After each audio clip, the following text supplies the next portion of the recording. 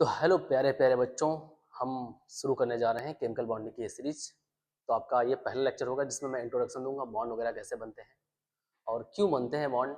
उसके बाद थोड़ा सा मैं बोन हैबर साइकिल के बारे में बात करूंगा, है ना। तो यहाँ पे आप समझ जाओगे बॉन्ड बनता ही क्यों है, सब कुछ देखते हैं। तो सबसे पहले इंट्रोडक्शन वाले पार्ट में हम यहाँ देखेंगे कि जो केमिकल बॉन्ड होते हैं, जैसे हम देखते हैं नॉर्मली छोटी क्लास में पढ़ चुके हैं कि Na और Cl के बीच में एक बॉन्ड बना हुआ है, ये बॉन्ड। बट एक्चुअल में कोई बॉन्ड होता नहीं है ये, ठीक है। यहाँ पे एक फोर्स ऑफ अट्रैक्शन होता है, मतलब दो बॉन्ड के बीच में एक फोर्स ऑफ अट्रैक्शन होता है। तो वो सब कैसे होता है और ये बॉन्ड क्यों बनते हैं, रीजन क्या है। देखो, सबसे पहली चीज इसमें आएगी जो निकल के, वो ये आएगी कि जो बॉन्ड है वो बॉन्ड एक्चुअल में नहीं है, फोर्स ऑफ अट्रैक्शन है। इसलिए बोल देते हैं कि दो बॉन्ड के बीच में, तो दो एटम के बीच में, मान लो ये Na प्लस है और ये Cl माइनस है, तो दो चार्ज हो गए। तो इनके चार्ज के बीच में क्या होगा, एक प्लस और माइनस दोनों में फोर्स ऑफ अट्रैक्शन होगा, ठीक है। एक दूसरे को खींचेंगे। तो यहाँ पे दो चार्ज का सेपरेशन हुआ, क्यों है, जिसमें आप पढ़ते हैं प्लस और माइनस, तो ये दोनों खींचेंगे तो यहाँ पे एक फोर्स ऑफ अट्रैक्शन है, ना कि कोई बॉन्ड। लेकिन पढ़ने के लिए हम लोग यहाँ पे एक बॉन्ड जैसा दिखा देते हैं। तो इसमें होता क्या है, ये बॉन्ड क्यों बन रहा है, इसको आप देखोगे बॉन्ड क्यों बनता है, वाई बॉन्ड फॉर्म्स। रीजन ये है, क्वेश्चन बन जाएगा वाई बॉन्ड फॉर्म्स। तो बॉन्ड इसलिए बनते हैं क्योंकि जैसे एक इंडिविजुअल एटम है, मान लो सोडियम है, तो इसकी एनर्जी बहुत ज़्यादा होती है। जो एटम है उसकी एनर्जी ज़्यादा होती है, ठीक है। एटम हैज़ मोर एनर्जी, ठीक है। दूसरा एटम मान लेते हैं Cl है अपने पास, तो इसकी भी एनर्जी ज़्यादा है। तो एटम की एनर्जी ज़्यादा होती है। अब जब दोनों एटम पास में आके एक बॉन्ड बना लेते हैं तो वो एक मॉलिक्यूल बन जाता है, मतलब कि इनसे इनसे होकर के एक NaCl एक मॉलिक्यूल बन गया। अब ये मॉलिक्यूल की एनर्जी हो जाएगी कम, ठीक। ये हो गया मॉलिक्यूल, और मॉलिक्यूल की एनर्जी हो जाएगी कम, लेस एनर्जी देन एटम। तो होता क्या है केमिस्ट्री में कि जो एटम है उनकी एनर्जी ज़्यादा थी, वो मॉलिक्यूल बना लेते हैं तो उनकी एनर्जी हो जाती है कम। तो एनर्जी कम करने से वो स्टेबल हो जाते हैं। तो जितनी लेसर एनर्जी होगी उतना ज़्यादा स्टेबिलिटी आएगी। इस वजह से बॉन्ड बनता है, रीज़न यही हो गया बॉन्ड बनने का, क्योंकि एटम चाहते हैं अपनी एनर्जी को कम करना। तो सीधा सा इसका यही जवाब होगा कि एटम चाहेंगे कि उनकी एनर्जी कम हो जाए, वो स्टेबल हो जाए, इसीलिए वो बॉन्ड बना लेते हैं। ये बात क्लियर हो गई। तो बॉन्ड बनना, ये रीज़न हो गया बॉन्ड बनने का मेन। अब देखो बॉन्ड बनता कैसे है, इसमें क्या होता है। सबसे पहली चीज कि एटम जो होना चाहिए वो इंडिविजुअल गैसियस एटम होना चाहिए। इंडिविजुअल गैसियस एटम का मतलब क्या है, इंडिविजुअल गैसियस एटम, ये क्या चीज है, मतलब वो सिंगल एटम होना चाहिए। जैसे मान लो यहाँ सोडियम है, तो सोडियम अपना एक सिंगल एटम है, आइसोलेटेड एटम है। अच्छा, क्लोरीन क्या होता है कि क्लोरीन इस फॉर्म में पाया जाता है, Cl2 फॉर्म में पाया जाता है, मतलब नेचर में ऐसे एग्जिस्ट करता है। ये क्लोरीन ऐसा नहीं होता है, सिंगल Cl नहीं मिलता है।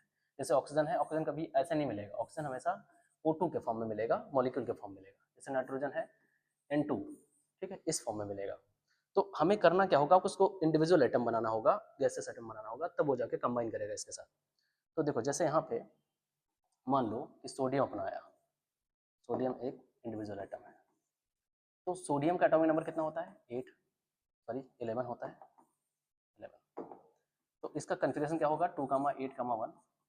तो लास्ट में इसका एक इलेक्ट्रॉन है, तो ये क्या चाहेगा, किसी को देना चाहेगा। यानी कि यहाँ पर रूल ये चलता है, या तो ये अपना ऑक्टेट पूरा करना चाहते हैं या तो अपना ड्यूप्लेट पूरा करना चाहते हैं लास्ट में, यानी बैलेंस में चाहते हैं, या तो 8 हो जाए या तो 2 हो जाए। तो ये चाहेगा कि एक इलेक्ट्रॉन किसी को दे दे, तो इसके लास्ट में एक 8 बचेगा, तो ये स्टेबल हो जाएगा।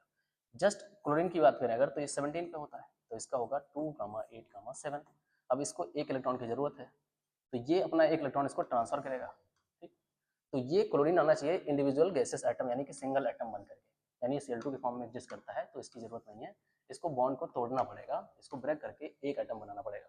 यहाँ पे ये एक एटम हो गया, फिर दोनों आपस में, ये एक इलेक्ट्रॉन इसको देता है तो इस पर आ जाता है प्लस चार्ज, ये इलेक्ट्रॉन लेता है तो इस पर आ जाता है माइनस चार्ज, और दोनों में अट्रैक्शन हो जाता है, तो यहाँ पे एक बॉन्ड बन जाता है NaCl का। तो ये क्या बॉन्ड ऐसे ही बन जाता है डायरेक्टली, ऐसा नहीं होता है, इसमें बहुत सारे स्टेप इन्वॉल्व होते हैं। तो मैं उस स्टेप की बात कर लेता हूँ कि किस वजह से क्या क्या कौन कौन से स्टेप होते हैं, कौन कौन सी एनर्जी निकलती है, बहुत सारी एनर्जी यहाँ इन्वॉल्व है, तब जाके एक बॉन्ड बनता है। तो आप देखोगे तो यहाँ पे आता है बोन हैबर साइकिल, ठीक, बोर हैबर साइकिल। इनका कहना ये था कि जो एटम होते हैं वो कंबाइन कैसे करते हैं। देखो जैसे सोडियम है, मैं इसी का एग्जांपल ले लेता हूँ, और Cl2 है। अब Cl2 तो ऐसे एग्जिस्ट करता है, तो हमने यहाँ पे लगा लिया हाफ, ताकि इसका एक एटम हो जाए ना, 2 से 2 कैंसिल हो जाएगा तो एक एटम बचेगा, और ये सोडियम हो गया, और ये दोनों मिलकर के बना लेते हैं NaCl। ठीक, एक एटम हो गया सोडियम का, एक एटम हो गया Cl का, तो दोनों मिलकर के NaCl बना लेंगे। तो कैसे बना, पहले स्टेप में देखो ये सॉलिड है और ये मॉलिक्यूल है एक, यहाँ से हमें एक एटम बनाना पड़ेगा। देखो क्या क्या स्टेप, कौन कौन सी एनर्जी आएगी। सबसे पहले सॉलिड से आपको इसको करना होगा गैस में, तो कोई चीज़ सॉलिड से गैस में जाती है तो उस पर हमें कौन सी एनर्जी देनी पड़ती है, सब्लिमेशन एनर्जी, सब्लिमेशन एनर्जी। तो यहाँ आपको सब्लिमेशन एनर्जी देनी पड़ी ताकि ये सॉलिड से गैस में कन्वर्ट हो जाए। अब ये गैस में आ चुका है। अब देखो गैस में आने के बाद ऐसा नहीं कि सीधे कंबाइन कर लेगा, यहाँ ये तो सिंगल एटम बन चुका, इस एटम को हम नाम देंगे isolated gaseous atom. Isolated gaseous का मतलब ये नहीं कि ये गैस है, मतलब ये दूर है, ये ऐसे नेचर में क्लोरीन कहीं और है और सोडियम कहीं और है, इस तरह से। तो यहाँ से मान लो आ गया, तो अब सोडियम क्या करेगा, सोडियम का एटॉमिक नंबर तो आप जानते हैं, तो मैं इसका एक एटम बना दे रहा हूँ। यहाँ पे आप देखोगे कि इसमें यहाँ पे 2 इलेक्ट्रॉन होता है इनर सेल में, ठीक, उसके बाद 8 इलेक्ट्रॉन होते हैं, 3 4 5 6 7 और मान लो 8 होते हैं, ठीक, एक इलेक्ट्रॉन बाहर होता है। तो ये इलेक्ट्रॉन जो है इसको भी निकालना भी तो पड़ेगा, ऐसा नहीं है कि सीधे कंबाइन कर लेगा। यहाँ पे Cl देखो, Cl के साथ क्या हो रहा है, Cl और Cl जो है एक बॉन्ड के साथ जुड़े हैं, मतलब ये इंडिविजुअल एटम नहीं है। तो यहाँ पे हमें एक एनर्जी देनी पड़ेगी ताकि ये टूट करके इंडिविजुअल एटम बन जाए। यहाँ कौन सी एनर्जी देनी पड़ेगी, यहाँ देनी पड़ेगी डिसोसिएशन एनर्जी, डिसोसिएशन। तो आप डिसोसिएशन एनर्जी दोगे तो यहाँ से Cl निकल के बाहर हो जाएगा। अब ये एक इंडिविजुअल गैसियस एटम बन गया, ये भी हो गया एक आइसोलेटेड गैसियस एटम, ठीक है। तो इसका भी मैं बना ले रहा हूँ यहाँ पे स्ट्रक्चर, ये हो गया।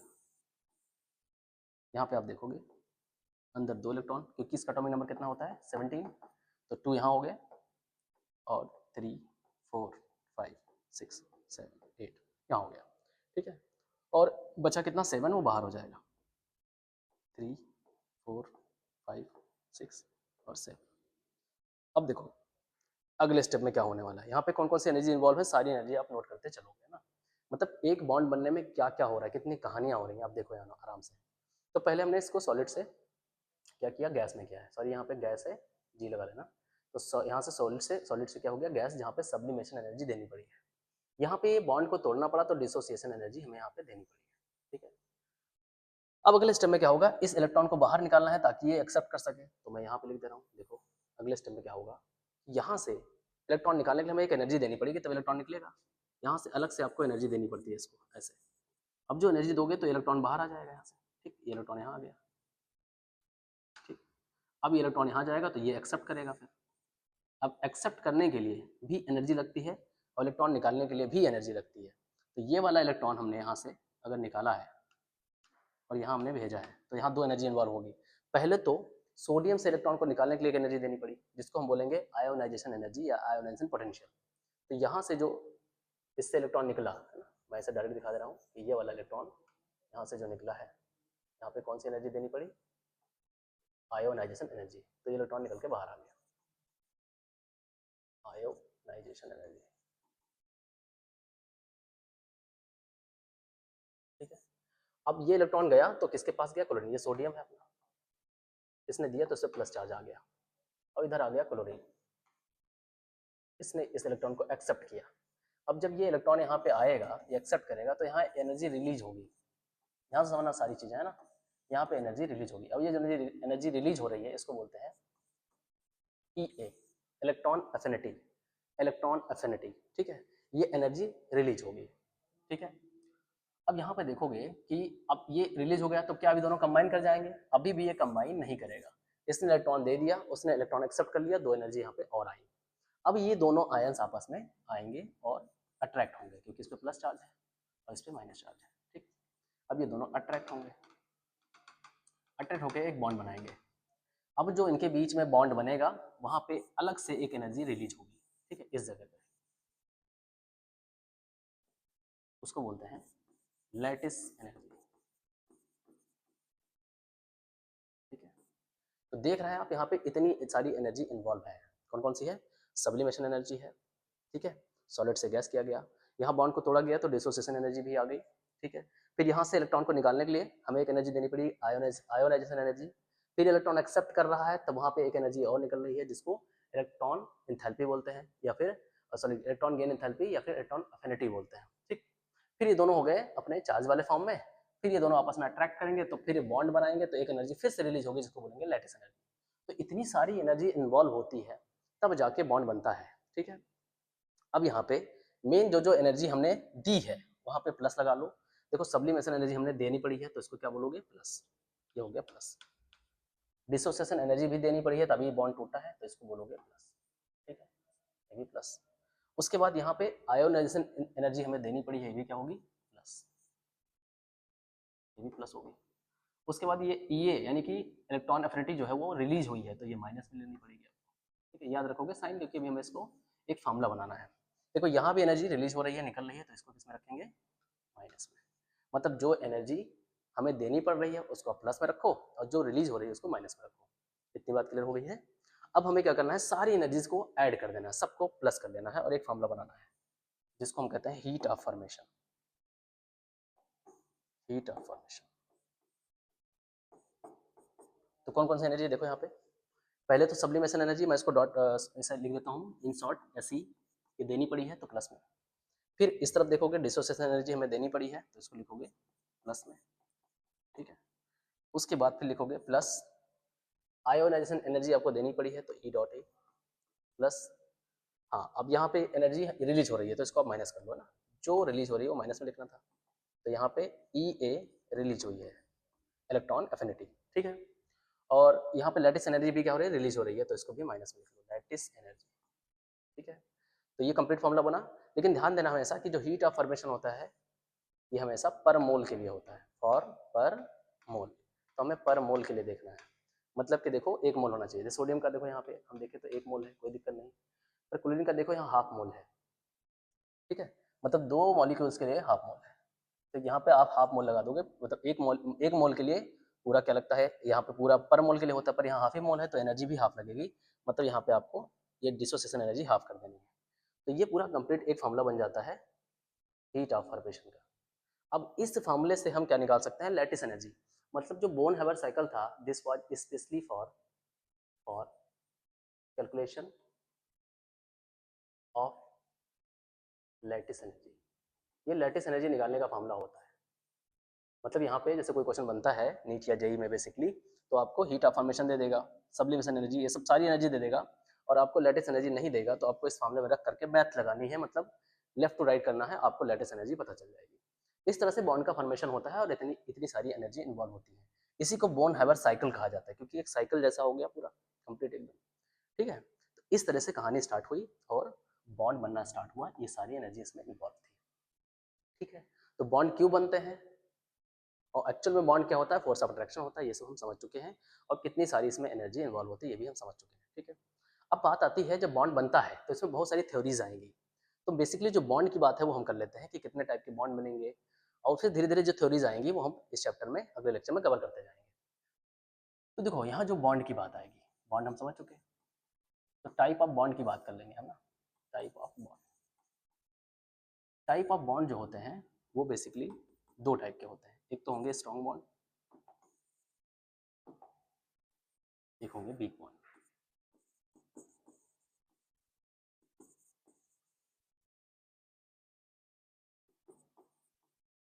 अब देखो स्ट्रॉन्ग बॉन्ड में जो आता है अपने पास ये 4 कैटेगरी में जाएगा। एक होगा आयोनिक बॉन्ड,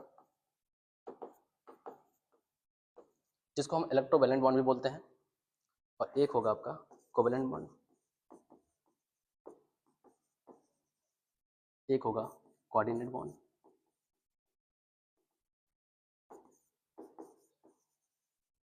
और एक होगा मेटेलिक बॉन्ड।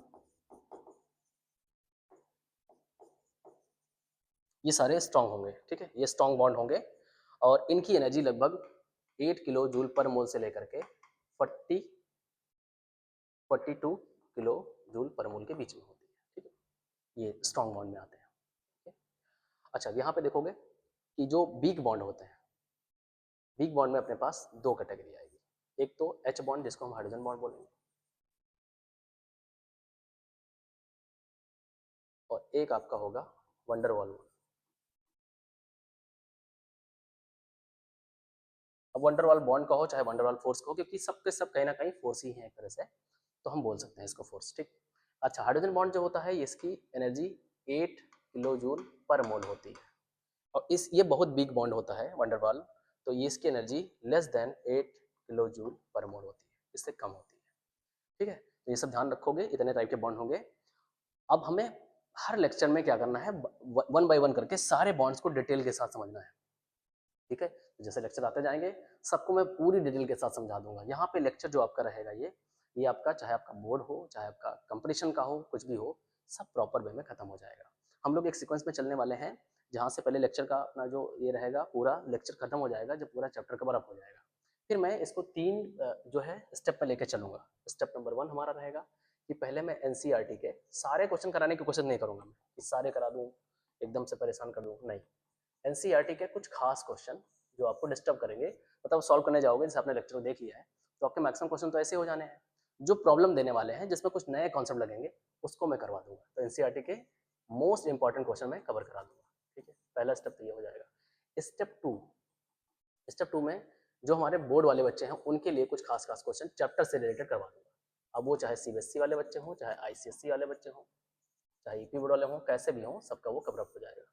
स्टेप 3 पे हम आ जाएंगे, अपने जो कंपटीशन वाले बच्चे हैं, नीट और जेई वाले बच्चे, उनके लिए भी लेक्चर लगेगा।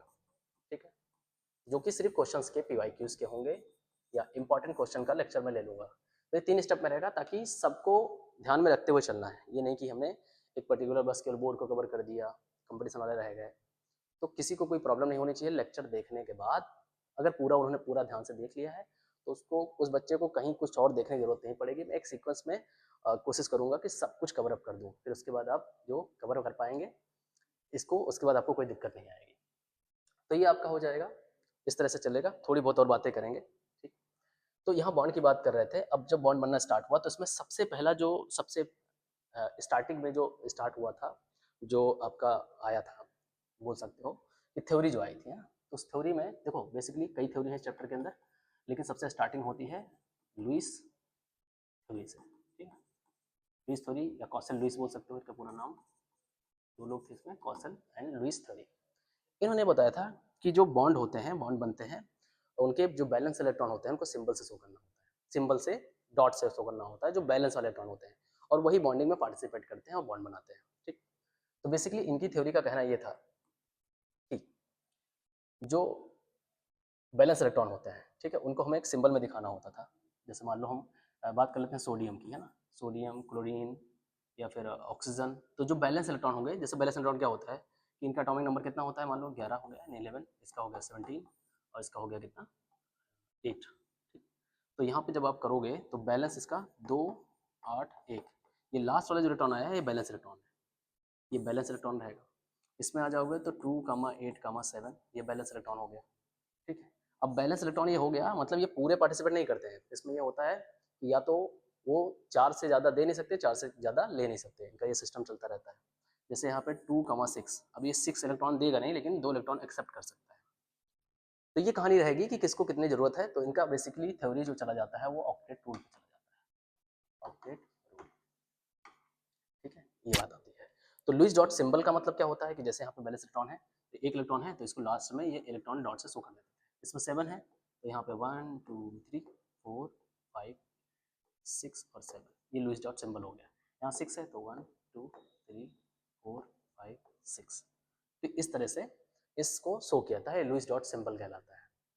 अब क्या होता है, इन्हीं से बॉन्ड बनना स्टार्ट होता है, मतलब ये ऑक्टेट रूल को फॉलो करता है। इनका कहना यह है कि सारे एटम, जितने भी एलिमेंट्स हैं, वो क्या चाहते हैं, अपना ऑक्टेट पूरा करना चाहते हैं। जिंदगी में उनको अट्ठा चाहिए, यानी ऑक्टेट चाहिए, उनकी लाइफ सेट यही चाहते हैं, मतलब ऑक्टेट रूल पूरा करना चाहते हैं। तो इनके हिसाब से देखा जाए तो जैसे यहाँ पे अभी मैंने एक एग्जांपल दिया, शुरुआत में जो बॉन्ड बनने की बात कही थी कि Na है, इस पे इसके पास बैलेंस में 1 इलेक्ट्रॉन होता है, Cl में 7 होता है, कितना हो गया, 3, 2, 5, 6। इसको 1 इलेक्ट्रॉन की जरूरत है, तो ये अपना इलेक्ट्रॉन इसको दे देता है, मतलब इनके बीच में बॉन्ड बन जाता है। इनका ये कहना था। ठीक। ऐसे कहानी स्टार्ट हुई। तो देखो अब यहाँ पे बात आएगी कि कैसे स्ट्रक्चर बनता है, क्या होता है। तो लुईस डॉट स्ट्रक्चर की बात आएगी। तो थोड़ी बहुत बात मैं लुईस डॉट के बारे में बता दे रहा हूँ। बाकी जो है लुईस डॉट स्ट्रक्चर जो है पूरा अच्छे से हम लोग एक लेक्चर करेंगे जिसमें फुल डिटेलिंग के साथ हम उसमें करवा देंगे आपको। तो चलो यहाँ पे कर लेते हैं कुछ Lewis dot structure. Lewis dot structure बनाने के लिए हमारे पास क्या क्या होना चाहिए, तो रूल्स अपने पास ही आएंगे। मैं सीधे बनाना बता दूँ, बाकी रूल्स वगैरह आपको नेक्स्ट लेक्चर में समझाऊंगा। जैसे मान लो अपने पास बनाने को आ गया, मान लेते हैं SO2, इसका स्ट्रक्चर हमें बनाना है। तो पहला स्टेप आप ले लोगे, यहाँ पे आपको लेना है बैलेंस इलेक्ट्रॉन। बैलेंस इलेक्ट्रॉन कैसे निकालोगे कि सल्फर है जैसे मान लो, ठीक है। तो यहाँ पे हम लोग कवर कर दिए हैं, आपका 2 टॉपिक कवर अप हो गया है। क्या क्या टॉपिक कवर हो गया है यहाँ पे? बेसिकली मैंने बॉन्ड के बारे में बता दिया, बॉन्ड के इंट्रोडक्शन के बारे में बता दिया, बॉन्ड कैसे बनते हैं, बॉन्ड क्यों बनते हैं, ये सारी बात मैंने यहाँ पे आपको बता दी है। अगले लेक्चर पे हम लोग बढ़ेंगे लुईस डॉट स्ट्रक्चर और उसके ड्रॉबैक, कैसे वो फेल हुआ, और ये सारी चीज़ें पढ़ेंगे, और लुईस डॉट स्ट्रक्चर कैसे बनाया जाता है उसके सारे रूल और अच्छे अच्छे क्वेश्चन भी करा देंगे। ठीक है, तो मिलते हैं नेक्स्ट लेक्चर में, तब तक के लिए ओके बाय। आगे का करते रहो, मस्त रहो, थैंक यू। ओ भैया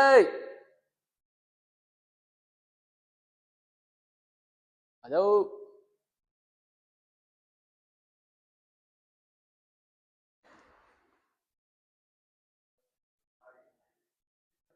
हो गए भाई।